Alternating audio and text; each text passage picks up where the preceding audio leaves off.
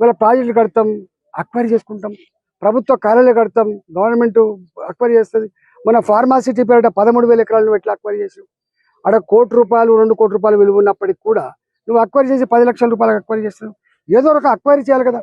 నువ్వు అక్వైరీ చేయకుండా నీ తాత జాగీర్ లాగా నువ్వు ఇవాళ వచ్చి ఇవాళ మొత్తం కూలగొడతా, నువ్వే ఇవాళ కొత్తగా పుట్టొచ్చినట్టుగా, నువ్వే కొత్తగా ముఖ్యమంత్రి అయినట్టుగా, అంతకుముందు ప్రభుత్వాలు లేనట్టుగా, ప్రభుత్వాలకు ఈ ఎకలాజికల్ బ్యాలెన్స్ గురించి లేకపోతే ఇతరత్వ గురించి ఆలోచించడానికి మాట్లాడే మాటలు థర్డ్ క్లాస్ మాటలు ఇవి. నేను అడుగుతా ఉన్నా, ఇలా వాళ్ళు అంటున్నారు మేము చెరువులను కాపాడాలి. నేను అంటున్నా, చెరువులు కాపాడే ధైర్యం నీకుంటే, దమ్ముంటే, నిజంగానే ఆ మంచి అభిప్రాయం అనుకుంటే నా హుస్సేన్ సాగర్లో తాగే నీళ్ళు లెక్క తయారు చేసి ఫస్ట్. ఇవాళ హైదరాబాద్లో ఉన్న అన్ని చెరువులు పంట పొలాలకు నీళ్ళెచ్చుడు కాక అవన్నీ కూడా మురికి కూపాలుగా మారిపోయినమాట వాస్తవమా కాదా? ఇవాళ ఆ చెరువు చుట్టుపక్కల ఉన్న వాళ్ళు దుర్గంధపూరితమైన బతుకుతున్నారు. ఈగలు, దోమలు, గుర్రపు డెక్క వాసన, అసలు జ్వరాలు. ఎవరు కట్టుకున్నారంటే తక్కువ ధరకు వస్తుందని చెప్పి వాళ్ళు కట్టుకున్నారు.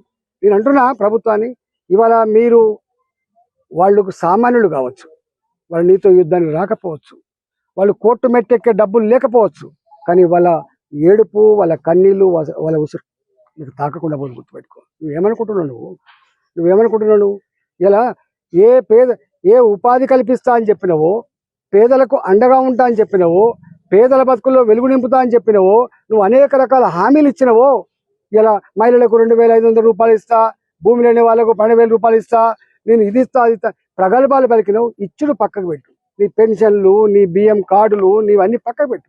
కానీ వాళ్ళ కాళ్ళ మీద వాళ్ళు బతికేటువంటి సామాన్యుల బతుకుల్లో మట్టి కొట్టి నువ్వు వాళ్ళ జీవితాల్లో ఇలా నిప్పులు పోసి నువ్వేం సాధిస్తావని చెప్పి రేవంత్ రెడ్డి అడుగుతున్నాడు. నీకు ఏం మానవత్వం ఉంది? నువ్వు అనుకుంటున్నావు నువ్వు చాలా గొప్పగా చేస్తున్నా. కొద్దిమంది తెలియని వాళ్ళు, సోషల్ మీడియాలో ఉన్నటువంటి వాళ్ళు కావచ్చు, కొద్దిమంది తెలియని వాళ్ళు ఏమనుకుంటారంటే నిజమే చెరువులు అక్రమంగా ఆక్రమించుకున్నారని చెప్పాను. అరే అక్రమంగా ఆక్రమించుకున్నారా, సక్రమంగా ఆక్రమించుకున్నారా బయటపెట్టు. నేను అడుగుతున్న ప్రభుత్వం దమ్ముంటే ఈ హైదరాబాద్లో ఎన్ని చెరువులు ఉన్నాయి, ఇన్ని చెరువులు ఎన్ని మాయమైనవి, ఈ మాయానికి కారకులు ఎవరు? ఇవాళ బతుకమ్మకుంట అంబరిపేటలో ఎవడు మాయం చేసిండు? ఇవాళ నేను చాలాసార్లు చెప్పిన, కరీంనగర్లో 3 కుంటలు ఉండే 3 చెరువులు ఉండే, దాంట్లో కలెక్టరేట్ కట్టాను. ఇవాళ అనేక చెరువులు, అనేక కుంటలు. ఇవాళ ఇక్కడ కృష్ణకాంత్ పార్క్ ఉంటుంది, ఈసుబుడలో ఉంటుంది, అనేక చెరువులు. మాసప్ ట్యాంక్, దాని పేరే మాసప్ ట్యాంక్, ఇలా క్రికెట్ గ్రౌండ్ అయిపోయింది. ఇవాళ నీవు కొన్ని వందల చెరువులు డిస్మాంటిల్ చేసి పార్కులు పెట్టి దాంట్లో ఇవాళ హుస్సేన్ సాగర్లో ప్రసాద్ సినీ మ్యాక్స్ ఎక్కడి నుంచి వచ్చింది? జలవిహార్ ఎక్కడి నుంచి వచ్చింది? అక్కడ ఉన్నటువంటి హాస్పిటల్ ఎక్కడి నుంచి వచ్చినాయి? అక్కడ ఉన్నటువంటి పారడైజ్ బిర్యానీ సెంటర్లు ఎక్కడి నుంచి వచ్చినాయి? అనేక మాల్లు ఉన్నాయి. అవన్నీ కూడా FTAలో ఉన్నాయి. అవన్నీ FTAలో ఉన్నాయి. కానీ నువ్వు వాళ్ళ జోలికి పోయేటువంటి సత్తానికి లేదు. ఇవాళ ఎవరి జోలికి వస్తావు?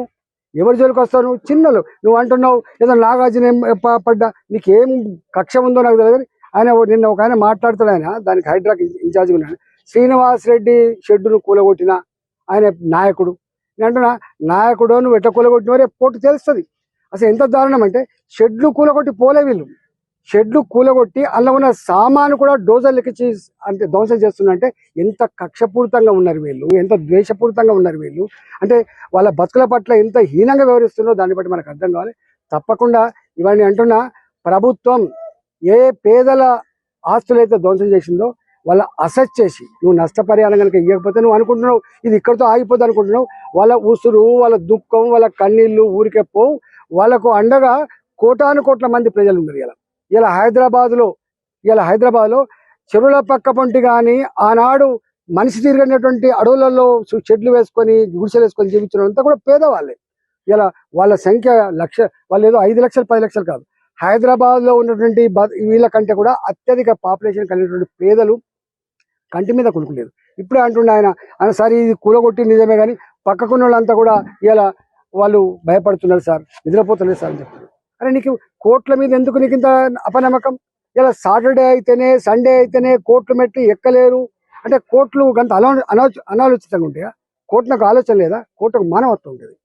ఇవాళ హైకోర్టు ఇట్లాంటి పేదవాళ్ళు రేపు ఎప్పుడన్నా నష్టం జరుగుతుందని చెప్పి ముందస్తు గమనించి ఎక్కే మెట్లు కోర్టు మెట్లే.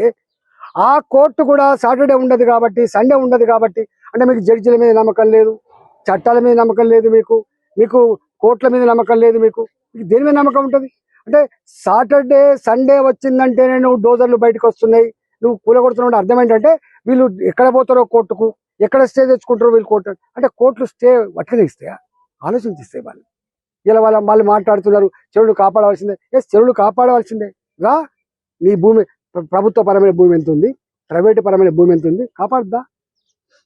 ఇవాళ ఈ నల్ల చెరువులో పేదల గుడిసెలు పీకి వాళ్ళ జీవితాల్లో మట్టి కొట్టినటువంటి దుర్మార్గ ప్రభుత్వం ఎక్కడ కూడా తప్పించుకోజాలదు.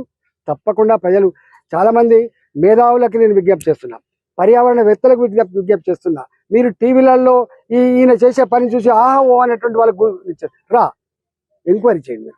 అసలైన తొలి వెలుగు. ఫాలో వాట్సాప్ @తొలి వెలుగు official.